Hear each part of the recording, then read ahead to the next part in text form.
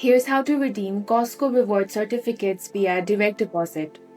First, open up any web browser and head over to citi.com, or you can open the official Citi mobile app as well.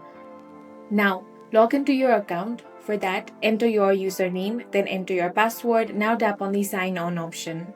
Once you have been logged in, go to your credit card dashboard and select your Costco Anywhere Visa and open the Rewards and Benefit tab.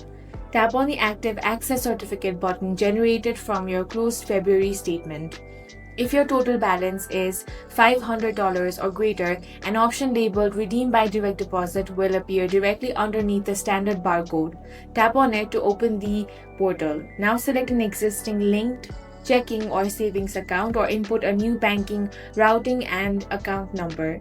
Review the final transfer summary and click Submit. Citi will process the electronic fund transfer and cash will land in your chosen bank account within 1 to 5 business days. That's all for this video. If you found it useful, make sure to hit the like button and subscribe for more videos like this.